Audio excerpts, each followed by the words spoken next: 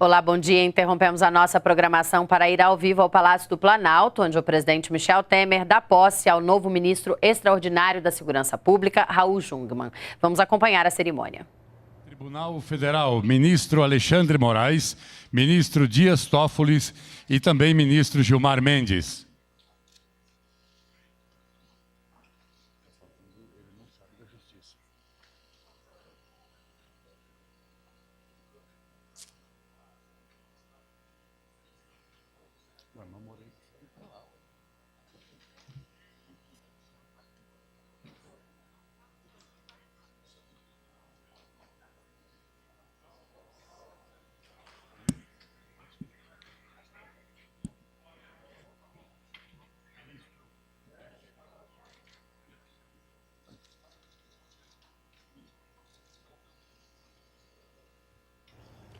Você acompanha ao vivo, direto do Palácio do Planalto, o início da cerimônia de posse do ex-ministro da Defesa, Raul Jungmann, como novo ministro extraordinário da Segurança Pública.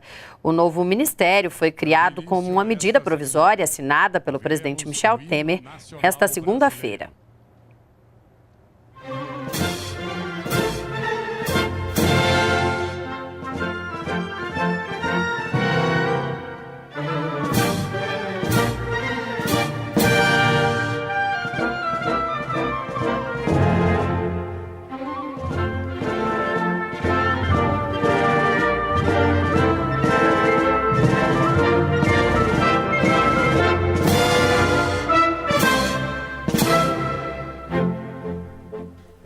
Filho do Ipiranga, as margens plácidas de um povo heróico, bravo, retumbante, e o sol da liberdade em raios fúlgidos brilhou no céu da pátria nesse instante.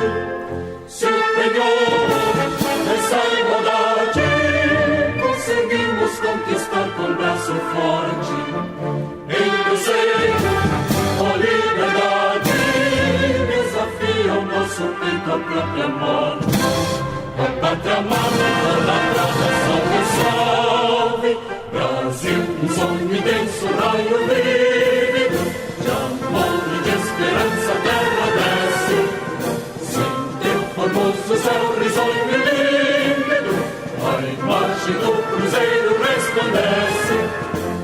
Gigante pela própria natureza, estrelas forte pavio do colosso, e o teu futuro espelha essa grandeza. Terra dourada, entre outras vidas do Brasil, a pátria amada, dos filhos deste sol mais gentil, pátria amada Brasil.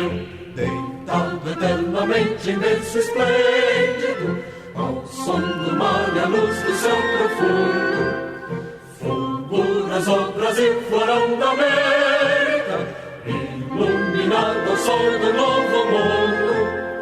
Do que a terra mais árida, teus sonhos lindos campos têm mais flores, nossos bosques têm mais vida, nossa vida no teu seio mais amor. A pátria amada, idolatrada, salve, salve, Brasil de amor eterno seja símbolo, um lábaro que sentas estrelado, e diga o verde louro desta flor, mas no futuro e glória no passado, os sedes da justiça clava forte, verás que o vinho teu não foge à luta, nem teme quem te adora a própria morte. Terra dourada, entre outras vilas tem Brasil, a pátria amada, os filhos deste sol mais gentil, pátria amada Brasil.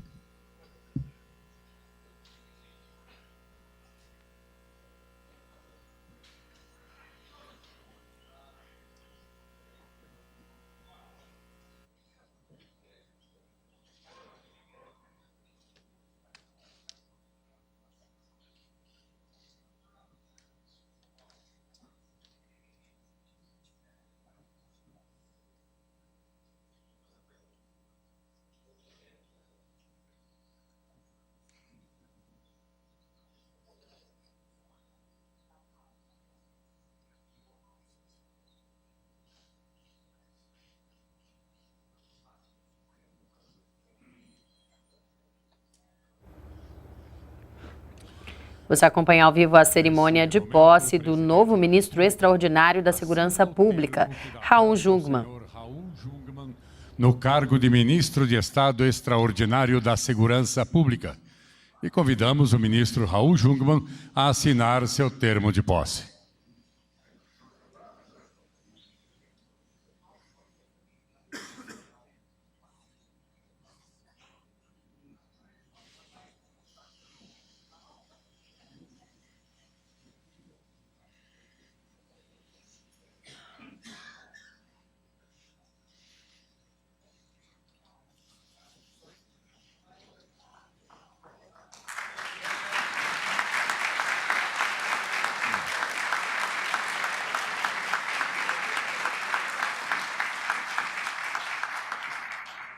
Em seguida, ouviremos as palavras do ministro de Estado extraordinário da Segurança Pública, Raul Jungmann.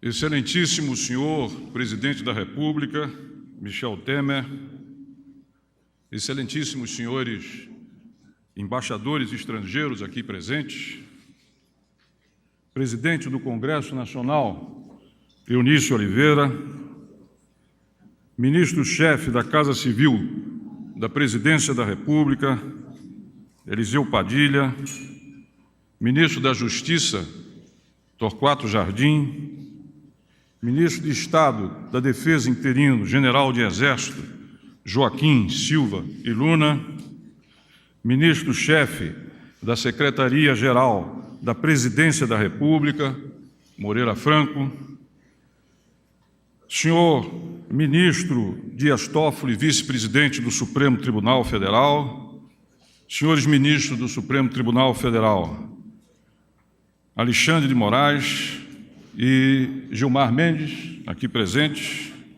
senhor comandante da Marinha, Eduardo Bacelar Leal Ferreira, senhor comandante do Exército, Eduardo Dias da Costa Vilas Boas, comandante da Aeronáutica, tenente brigadeiro do Ar, Nivaldo Luiz Rossato, chefe do Estado-Maior Conjunto das Forças Armadas, almirante de esquadra, Ademir Sobrinho, senhoras e senhores parlamentares, meus colegas da minha casa de origem, que me honram com a sua presença, presidente e ministros do Superior Tribunal Militar, senhores ministros aqui presentes, são vários, e se sintam todos nominados, e eu muito honrado com a presença dos meus colegas de ministério aqui presentes, autoridades legislativas, executivo e judiciário, senhores integrantes do corpo diplomático, secretários do Ministério da Defesa, oficiais generais da Marinha, do Exército e da Aeronáutica, senhores representantes da indústria bélica nacional, senhores integrantes do Sistema de Segurança Pública do Brasil, imprensa aqui presente, senhoras e senhores. Senhor presidente, me apraz inicialmente, me alegra verificar que em torno desse tema, em torno do tema segurança, temos aqui representantes de todos os poderes, mais alto nível. E isso, sem sombra de dúvida, é uma alvíssara para que, juntamente com os senhores parlamentares e todos os demais presentes aqui, estejamos reunidos nesse ato, que também é um ato de registro da criação do Ministério Extraordinário da Defesa Pública, da Segurança Pública, é o hábito. Eu gostaria de iniciar contando uma história recente que aconteceu comigo. Eu estava no Rio de Janeiro, tinha acompanhado o senhor presidente da República numa cerimônia da Marinha, a integração do nosso primeiro submarino, o programa ProSub, e fiquei algum tempo no Rio de Janeiro antes de voltar para Brasília. Fui então almoçar num clube que fica em frente ao Hotel de Trânsito da Marinha, e ao sair, uma senhora apressou o passo e então me interpelou, pediu desculpas e disse que agradecia muito o que se estava fazendo pelo Rio de Janeiro. E, ato contínuo, começou a chorar. Começou a chorar e, entre soluços, dizia quão duro é a vida de uma mãe que, todas as vezes que os filhos saem de casa, sofre. Que se parentes, se marido ficam trabalhando até mais tarde, sofre, se sente insegura. Eu abracei essa senhora, que eu não conheço, e eu senti como se ali, naquele momento, simbolicamente, presidente, eu abraçasse grande parte do Brasil, dos brasileiros e brasileiras. Isso porque hoje nós vivemos uma situação que pode, em rápidos traços, ser descrita por alguns números, por alguns fatos. Nós temos hoje, segundo os dados do Anuário Estatístico da Segurança, no ano de 2016, 61 mil mortes. 61 mil mortes. O nosso sistema carcerário, nos últimos 16 anos, cresceu 171%. É um crescimento muito expressivo. Mas o déficit de vagas cresceu 269. 269. E hoje esse déficit de vagas já se encaminha para alguma coisa próxima a algo quase como 400 mil vagas. Ou seja, nós estamos prendendo, nós estamos ampliando esse sistema, mas nós estamos perdendo essa corrida. Talvez porque, como disse o ministro Alexandre de Moraes, ainda ministro da Justiça, prendemos muito, mas prendemos mal. Além disso, a nossa justiça criminal também não apresenta uma face em que pese o trabalho de todos os operadores da justiça que nós não possamos ver como muito negativa. Aproximadamente 27% a 30% do que se encontra entre as grades hoje estão lá por drogas. E esse número tende a crescer e, sobretudo, alcança a nossa juventude. Se nós formos olhar, apenas 8% dos homicídios cometidos, eles chegam à fase da denúncia. E o resto praticamente não é julgado, não tem continuidade. 4 entre cada um dos apenados hoje no sistema carcerário brasileiro estão na condição prisão preventiva ou temporária. Se nós olharmos mais amplamente para o que vem acontecendo em termos do crime organizado, o cenário é tão desolador ou mais. Para os senhores terem uma ideia, o nosso sistema carcerário, voltando a ele, é o locus onde o Estado, por privar de liberdade o cidadão, ainda que criminoso, deveria ser o local da máxima imposição e da máxima presença e imposição do Estado e das regras. Pois bem, é dentro do sistema prisional brasileiro que surgiram as grandes quadrilhas que nos aterrorizam. Quadrilhas essas que continuam de dentro do sistema carcerário a controlar o crime nas ruas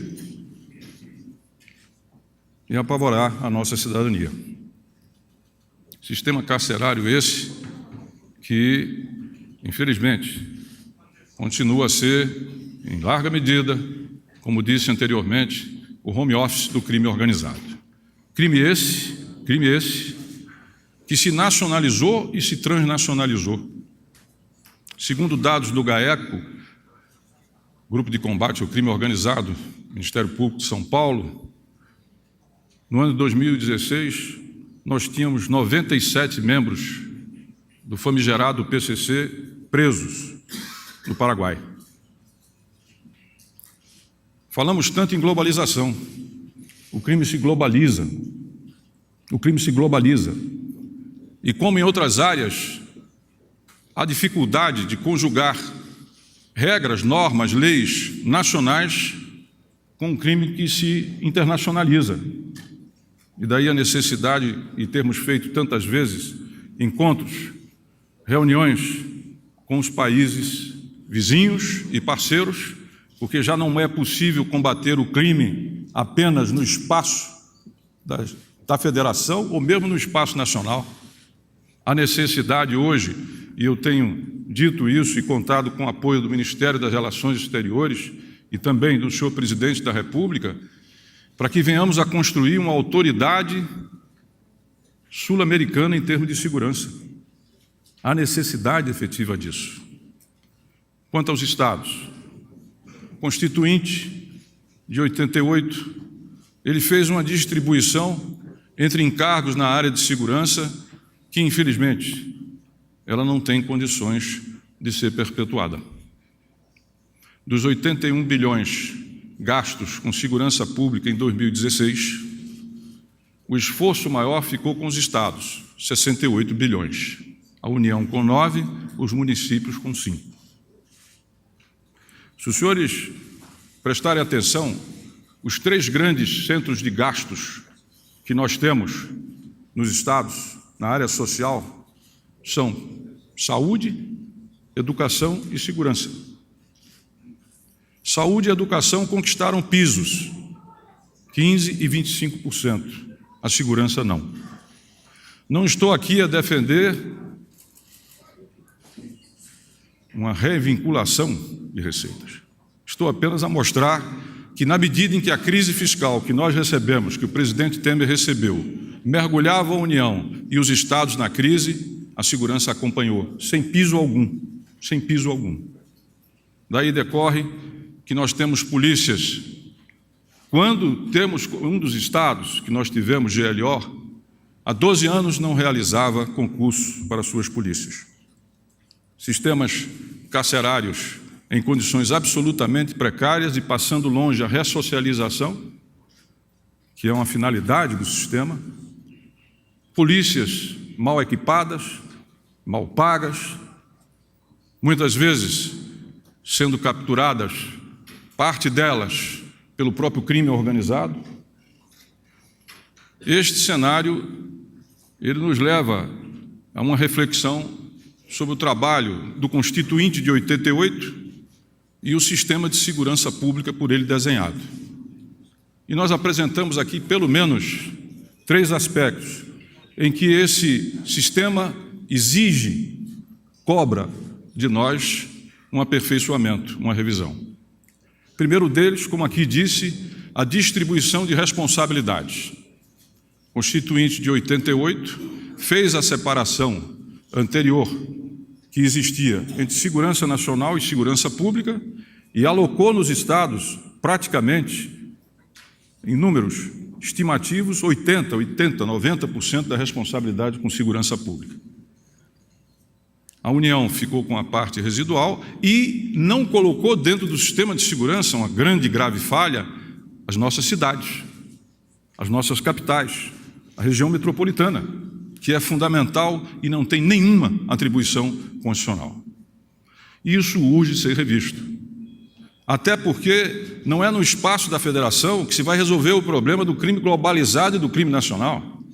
Não há condições disso.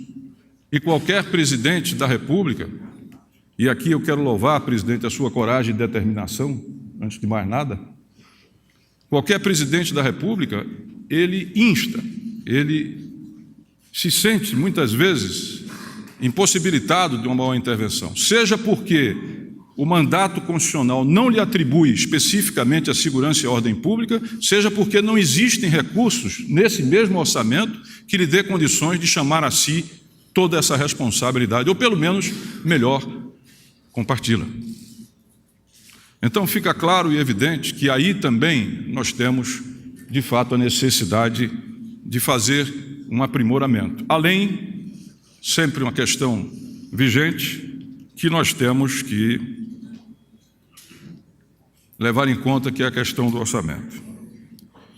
Disso resulta algo que nós temos dito, eu e os comandantes militares, é de amplo reconhecimento. Nós temos, infelizmente, uma banalização de operações de garantia da lei e da ordem. Eu dizia muitas vezes, presidente, quando era convidado para dar uma entrevista, que eu lá comparecia como ministro da Defesa, mas que, na verdade, toda a entrevista era dirigida ao ministro de Segurança Pública.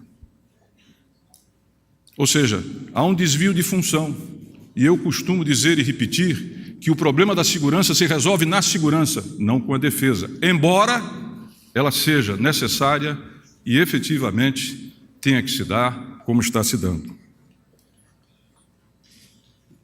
Nós temos também um aspecto cultural. Esse aspecto cultural tem a ver com a nossa própria história. Num país de tradições oligárquicas, que viveu 4 dos seus 5 séculos com a chaga da escravidão, num país marcado pelo patrimonialismo, a polícia que servia a esse país da oligarquia, do patrimonialismo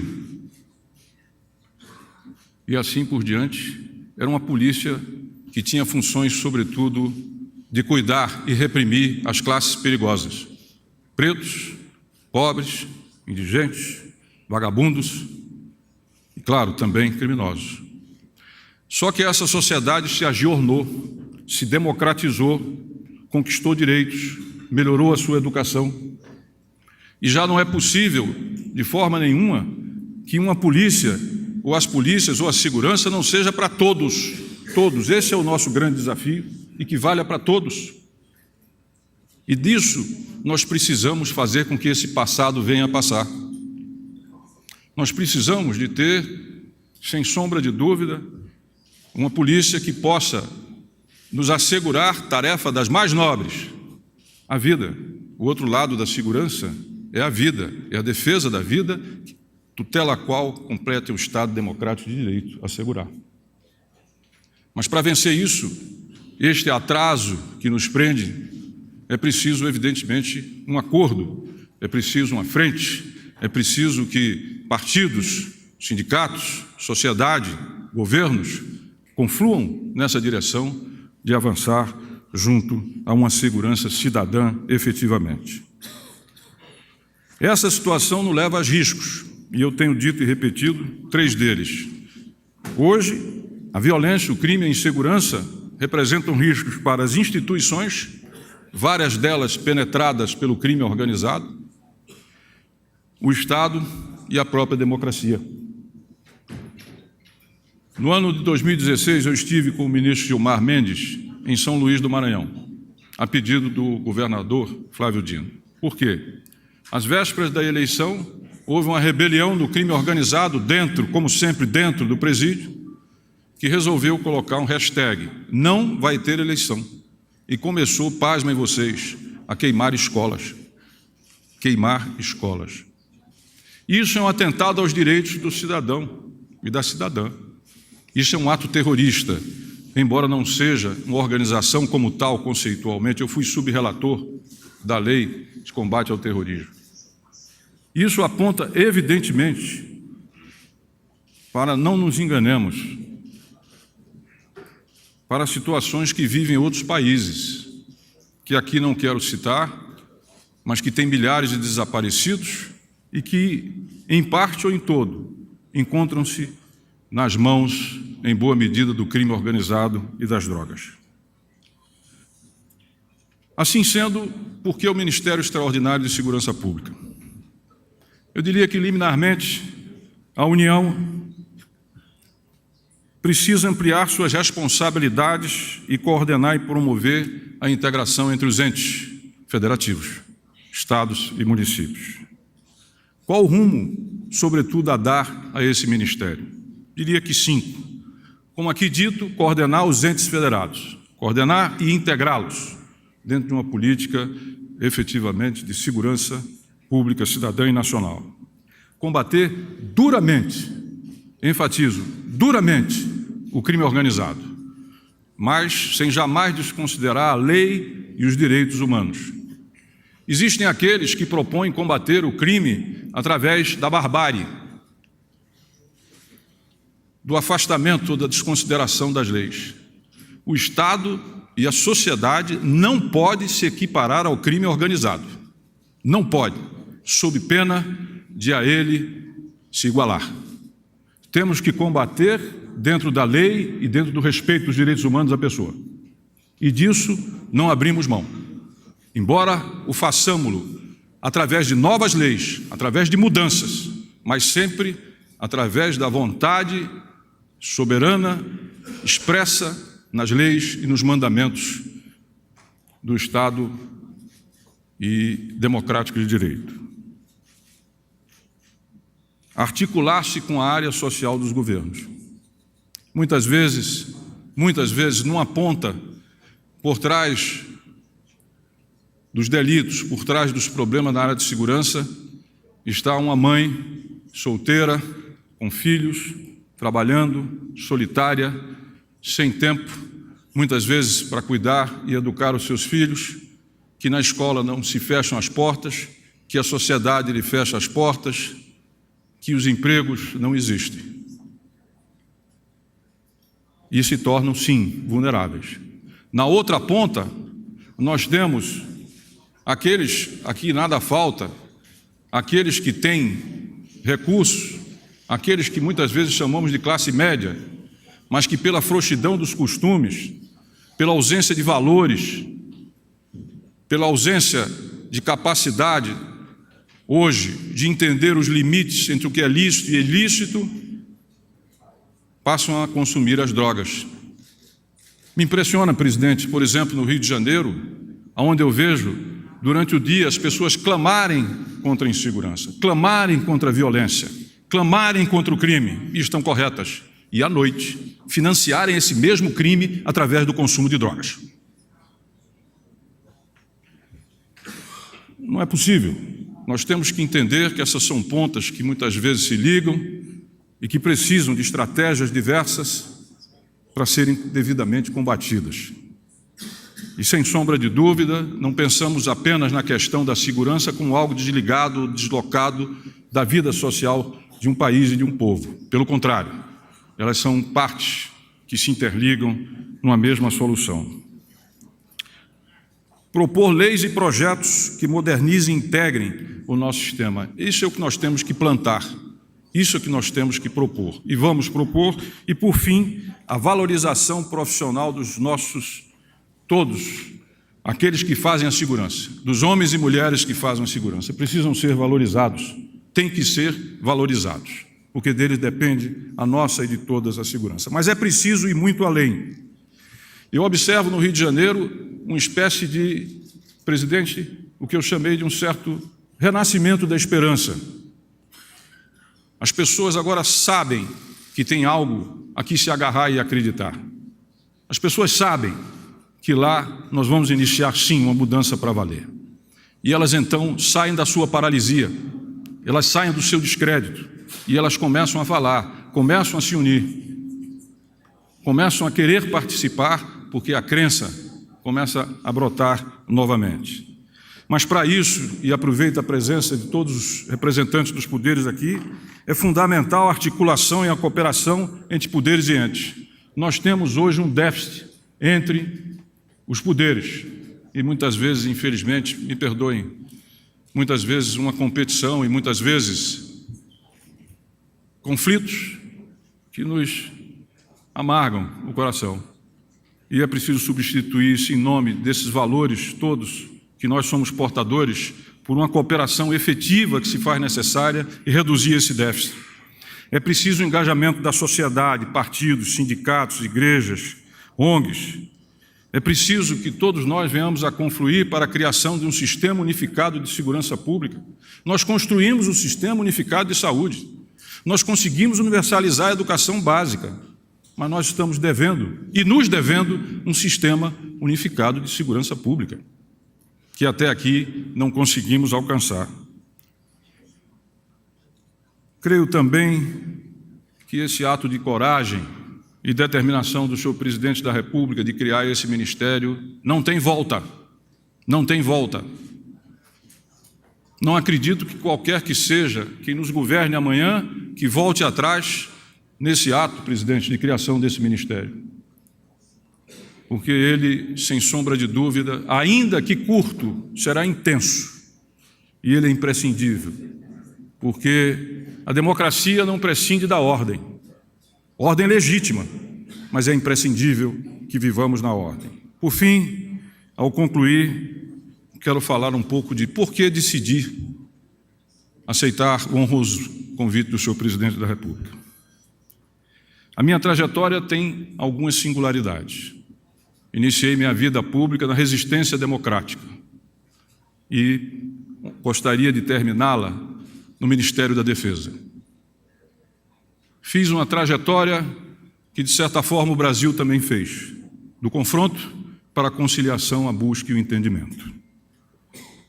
Quero dizer que, ao aceitar esse cargo, abro mão de uma das coisas mais caras da minha vida, a minha carreira política. Encerro a minha carreira política para me dedicar integralmente a essa luta.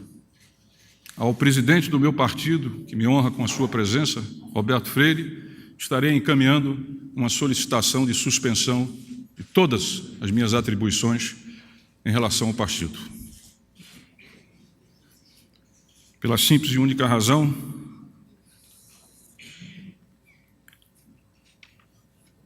de que uma população vulnerável, uma população encurralada, uma população indefesa é presa fácil da demagogia, do autoritarismo, do desrespeito.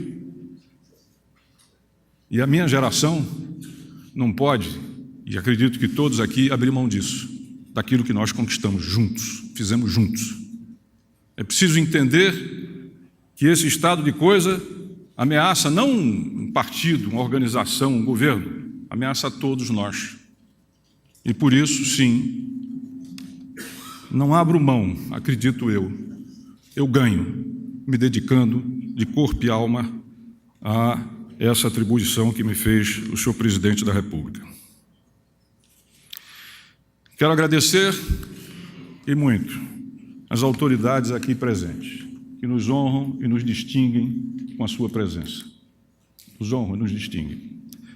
Quero agradecer aos meus colegas parlamentares de toda uma vida e fazer aqui um elogio à política e ao parlamento. As grandes crises desse país foram resolvidas no parlamento. As grandes contribuições e avanços da nossa sociedade foram feitas no parlamento. Viva a política, viva a boa política, viva a boa política. E ainda, nos últimos praticamente 50 anos, eu participei de todas as eleições do meu país, todas. Nos últimos 16, como candidato. Continuarei como cidadão responsável pela política do meu país. Não abandonarei isso, mas me despeço do parlamento, em nome dessa causa. Quero agradecer aos meus amigos comandantes, Leal, Eduardo, Rossato, Ademir. Presidente, com eles eu construí um clube de amigos, mas amigos da República, Porque se havia amizade e afeto, existirá para sempre.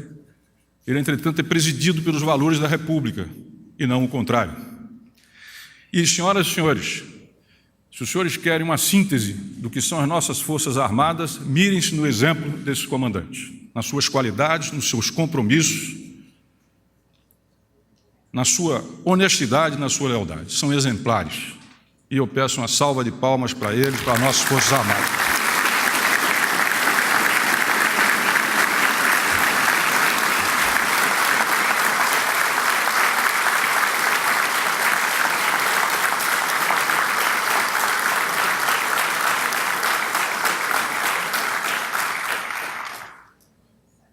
Lamento, Vilas Boas.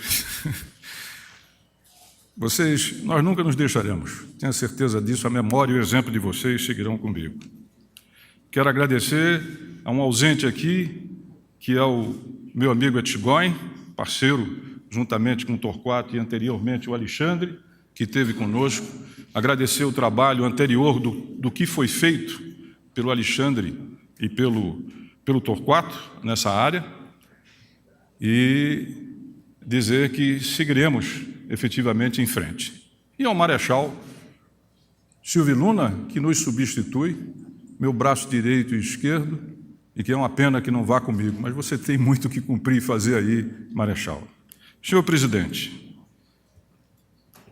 despedida dessa já longa peroração ao senhor. O senhor que encontrou esse país no fundo do poço de uma depressão e que vem superando e colocando no rumo. O senhor que fez reformas há tanto tempo esperadas, do nosso Mendoncinha, do ensino médio, trabalhista, e lutou e vai continuar lutando por uma reforma previdenciária, porque o Brasil precisa, não é o senhor, não é para o seu governo. O senhor que também muito tem feito na área da própria segurança. Pela primeira vez na nossa República, o nome segurança esteve no Ministério. Isso não é só nominal. Ministério da Justiça e Segurança, que hoje se torna Ministério da Segurança, que destinou mais de 2 bilhões de reais para o sistema carcerário, que ampliou a participação e quer tornar permanente a Força Nacional de Segurança, que tem se articulado com os demais poderes para que nós possamos ter melhores leis, melhores projetos, que não tem nunca renunciado ao poder de tomar a decisão quando solicitado o emprego das nossas Forças Armadas em defesa da lei e da ordem, que tem, enfim, a imensa coragem e, pela primeira vez, desde a Constituição de 88, decretar uma intervenção no Estado do Rio de Janeiro, em nome da vida, em nome da segurança, em nome dos valores e princípios que nos regem. Senhor presidente, quero dizer que essa é a mais pesada das atribuições que eu já tive, mas que, a partir da sua determinação e do seu exemplo, procurarei me desincumbir dela. Procurarei desincumbir dela sempre em conjunto com os demais poderes, com o Congresso Nacional do Unísio, com o Supremo, com os meus colegas que aqui se encontram. Esse é o nosso desafio, essa é a nossa história. E queria me despedir citando duas figuras que eu tenho muito respeito, muito carinho. A primeira delas, Martin Luther King, que na famosa passeata dos direitos civis dirigia-se ao povo americano, mas falava para o mundo e para a história, quando dizia: eu tenho um sonho. Eu tenho um sonho de um país onde as crianças possam ir e brincar na rua.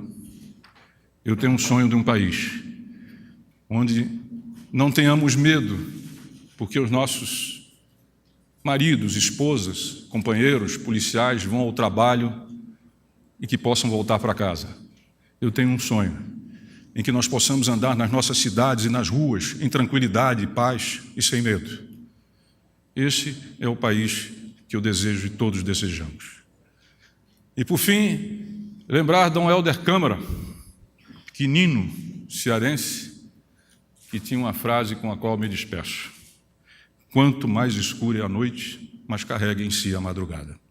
Nos unamos para trazer a madrugada, para trazer a luz da vida, da segurança. Muito obrigado.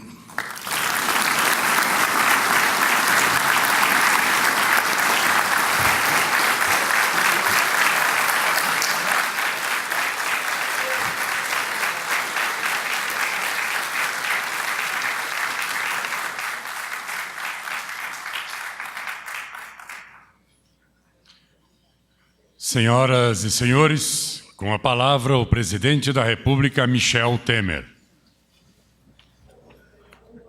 Eu quero cumprimentar, em primeiro lugar, o ministro da Segurança Pública, Raul Jungmann. Cumprimentar o presidente do Congresso Nacional, senador Eunício Oliveira, os ministros de Estado, Eliseu Padilha, Torquato Jardim, Silvio Luna, Marcos Galvão, Henrique Meirelles, Blairo Maggi, Mendonça Filho, Sérgio Saleitão, Ricardo Barros, Diogo Oliveira, Sardei Filho, Helder Barbalho, Alexandre Baldi, Wagner Rosário, Moreira Franco, Carlos Marum, cumprimentar o almirante Leal Ferreira, comandante da Marinha, o general Vilas Boas, comandante do Exército, o brigadeiro Rossato, comandante da Aeronáutica, os eminentes ministros do Supremo Tribunal Federal, Dias Toffoli, vice-presidente, portanto, representando oficialmente o Supremo Tribunal Federal, o Gilmar Mendes e o Alexandre de Moraes, o governador Marcelo Miranda, Tocantins, os eminentes senadores Ayrton Sandoval, Ataídes Oliveira, Benito de Lira, Fernando Bezerra, José Agripino, Pedro Chaves, Garibaldi Alves, Eumano Ferrer, os deputados federais Alberto Fraga, líder Aguinaldo Ribeiro, André Moura, líder André Moura, Arnaldo Jorgi, Capitão Augusto, Baleia Rossi, Carlos Sampaio, Carmen Zanotto, Darcísio Peronde, delegado Edson Moreira, Heráclito Fortes, Isalci Lucas, José Rocha, Júlio César, Júlio Lopes, Laerte Bessa, Mauro Pereira, o Nilson Leitão, Roberto Freire, Sarava Felipe, o Erles da Rocha, assim como Laudívio e o Paz Landim. Ministro José Coelho Ferreira, presidente do Superior Tribunal Militar e demais colegas do seu tribunal. O ministro Mauro Campbell, do Superior Tribunal da Justiça, senhoras e senhores chefes de missões diplomáticas acreditados junto ao meu governo, o Ernesto Lozardo, do IPEA, o almirante Ademir Sobrinho, chefe do Estado-Maior Conjunto das Forças Armadas, senhores e senhoras. Em primeiro lugar, eu quero registrar a todos que eu fiz esta longa enumeração para revelar, Raul Jungmann, a importância não só pessoal do deputado de longos mandatos, Raul Jungmann, do ex-ministro da Defesa, que tantos serviços prestou nessa área ao país, mas também a importância do tema da segurança pública. Evidentemente que esta relação que aqui mencionei foi para registrar a importância desta solenidade. E vou pedir licença ao Raul Jungmann para fazer uma pequena retificação. Ele disse, olha, eu hoje saio da vida pública, saio da política. Eu penso, viu, Raul, que você se introduziu cada vez mais na política, porque a política é uma palavra que vem de polis, portanto, quem administra a polis faz política. E você apanhou hoje, de fora a parte a política que fez ao longo do tempo, mas apanhou hoje uma das mais nobres tarefas, tendo em vista a conjuntura nacional, uma das mais nobres tarefas da política. Você está administrando um setor importantíssimo da polis, do país. E é isso que todos esperamos de você. Portanto, você não abandona a vida política, não. Você continua mais intensamente nela. Fosse assim, eu que passei 24 anos no parlamento, teria também abandonado a vida política porque vim para cá, mas ao contrário, nela me encontro encartado, inserido e até entusiasmadamente inserido, não é? Porque nós sabemos que ao lado dos nossos colegas parlamentares, deputados, senadores, nós estamos todos juntos administrando a polis.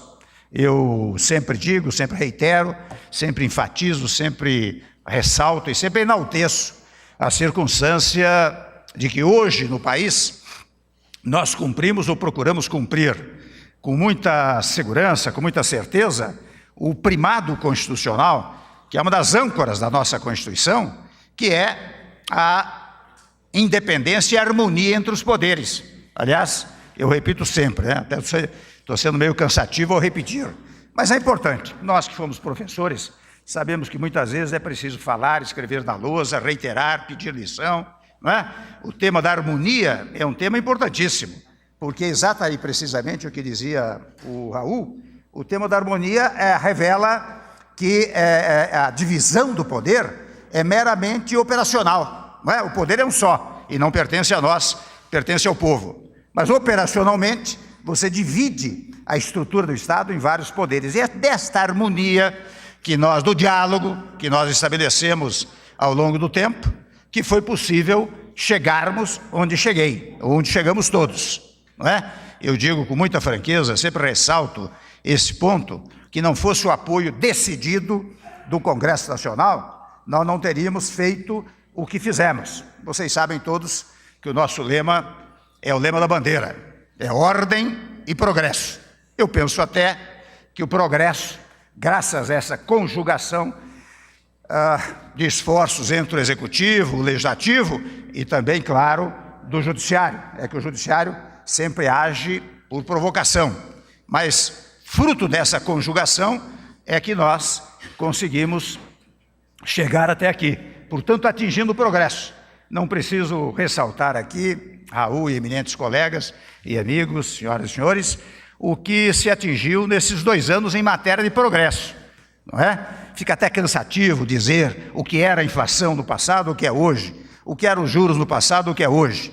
As notícias que hoje vem à imprensa dizendo a recuperação fantástica da indústria no nosso país, a abertura de mais de 1.400.000 postos de trabalho apenas esses 4 meses últimos de governo.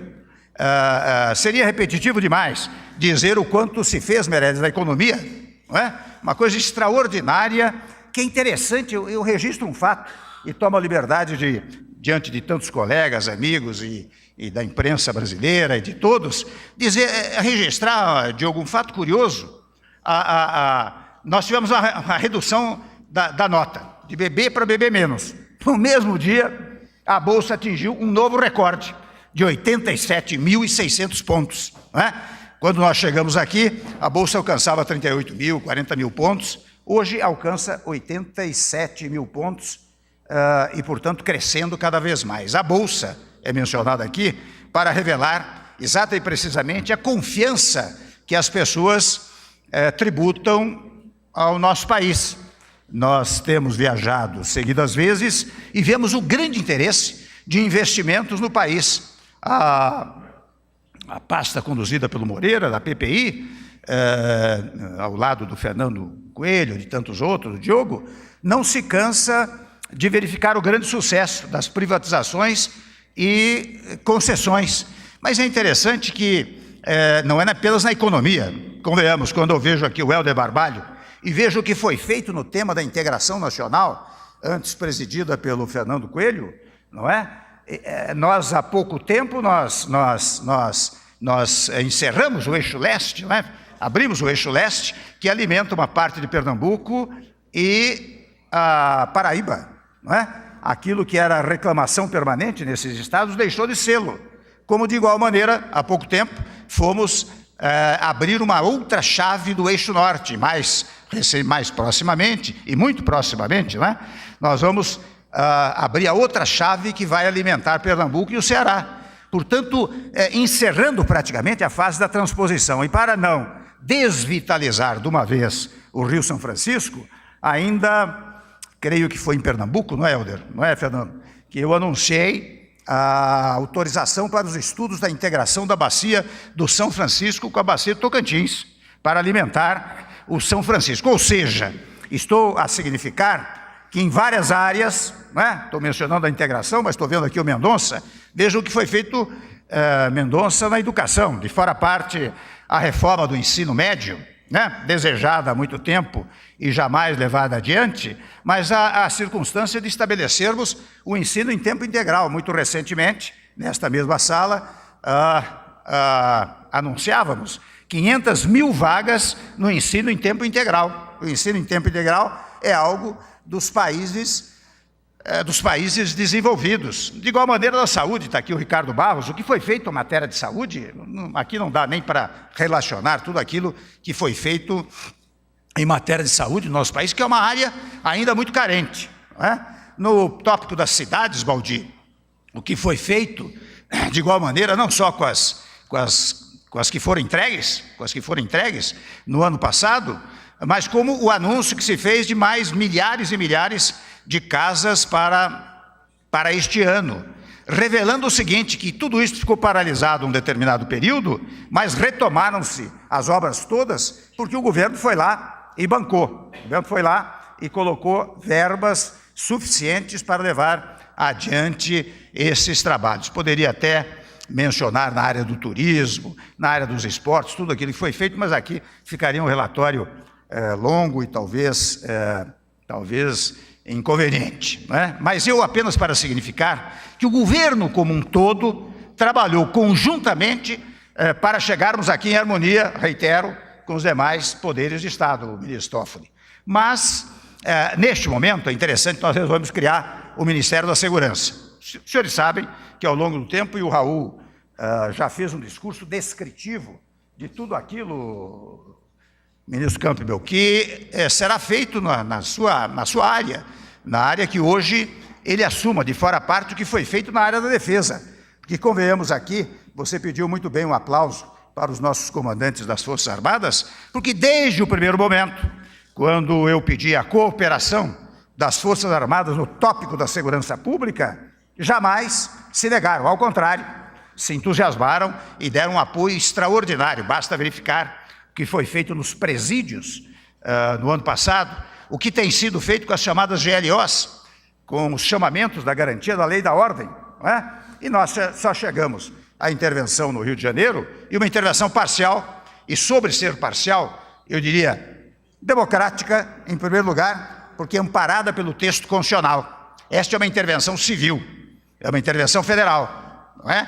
E, digo eu, acordada com o governador do Estado, numa linha de quem despreza o autoritarismo, e, ao contrário, enaltece o diálogo, enaltece a conversa entre as entidades da Federação Brasileira. E com isso, nós queremos, a partir dali, impedir que, digamos, o Estado desande e que possa criar os maiores problemas em outros estados da Federação Brasileira. Mas disse eu, no Rio de Janeiro, logo depois da intervenção, eu disse, nós não vamos ficar apenas no Rio de Janeiro. A segurança pública hoje é algo solicitado em todo o país. Eu vejo aqui nas reuniões dos senhores governadores, secretários da segurança, todos vêm aqui pedir auxílio, não é, Alexandre? Desde o tempo que você era ministro da Justiça e Segurança, o Torquato igualmente, não é? Todos vêm pedir auxílio da União.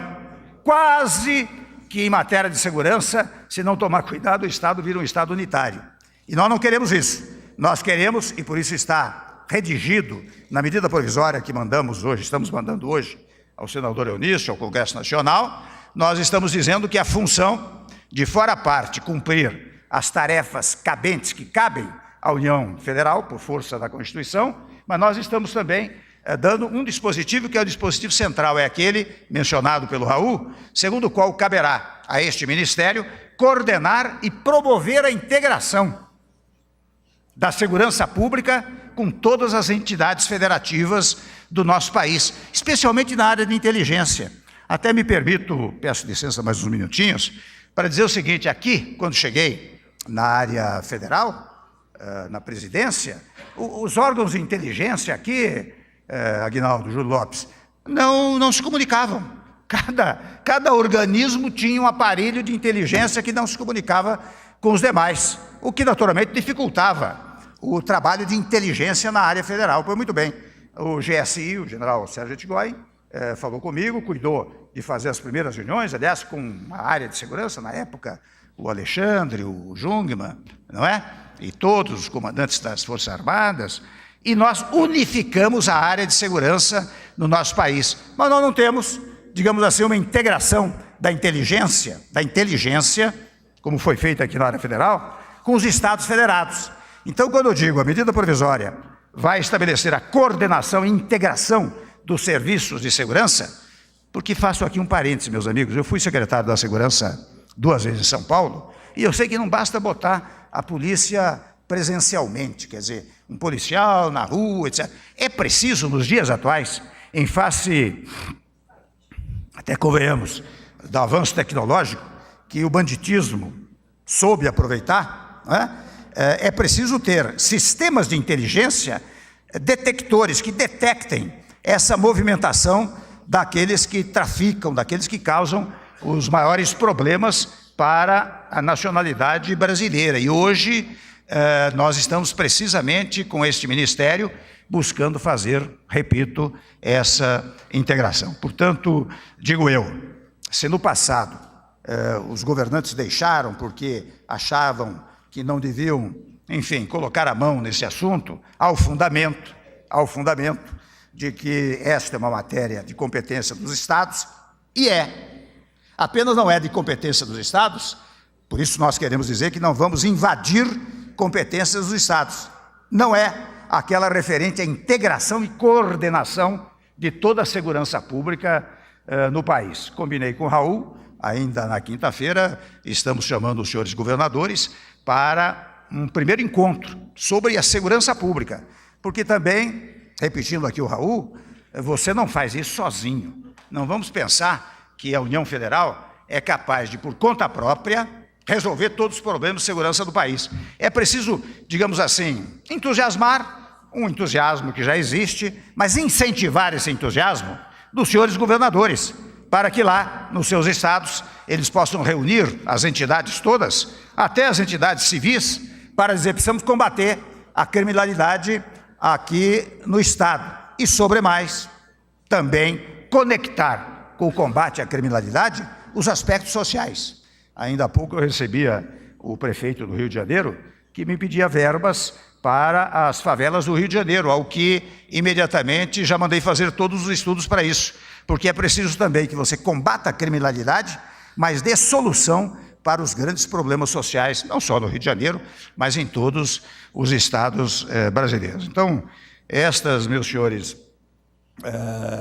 são as razões, né, que nos levaram a criar este ministério, Raul, que você terá uma grande tarefa e seguramente um grande trabalho, né? Porque esta pasta nasce de uma constatação que se tornou inescapável, a de que o crime só se fortalecia e se fortalece com a fragmentação dos esforços do poder público. Você tem vários esforços isolados, é uma coisa. Se você tem esforços conectados, juntados, coligados, todos trabalhando juntos, não só os estados com a União, os municípios, mas também os poderes e a sociedade civil, você consegue combater muito adequadamente. E vocês viram que o Torquato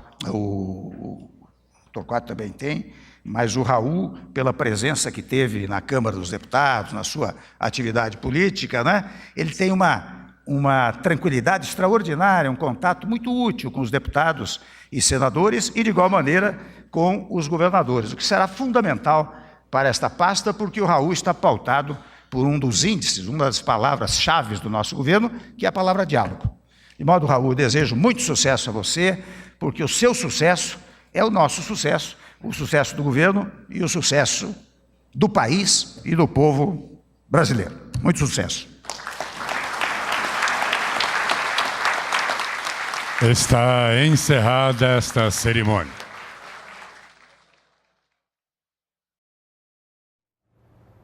Você acompanhou ao vivo, direto do Palácio do Planalto, o discurso do presidente Michel Temer na cerimônia de posse do novo ministro extraordinário da Segurança Pública, Raul Jungmann. A nova pasta coordenará e promoverá a integração dos serviços de segurança pública em todo o território nacional, em parceria com os entes federativos. Michel Temer agradeceu a Jungmann pelo trabalho desempenhado à frente do Ministério da Defesa e destacou sua experiência e competência para o novo cargo. O presidente aproveitou a oportunidade para citar avanços de seu governo em diversas áreas, como a economia, a infraestrutura do país e a educação. Em seu discurso, o ministro Raul Jungmann disse que o país vive um momento crítico em relação à segurança pública, principalmente no sistema carcerário. Ele defendeu a necessidade de integração entre estados, municípios, União e toda a sociedade num sistema unificado de segurança pública. Jungmann afirmou ainda que o governo está determinado a superar os problemas da segurança no país e vai coordenar a integração dos esforços, modernizar o sistema de segurança e valorizar os profissionais. E nós ficamos por aqui. Mais sobre esse assunto você acompanha nos nossos boletins ao longo da programação. Continue com a gente na NBR, a TV do Governo Federal.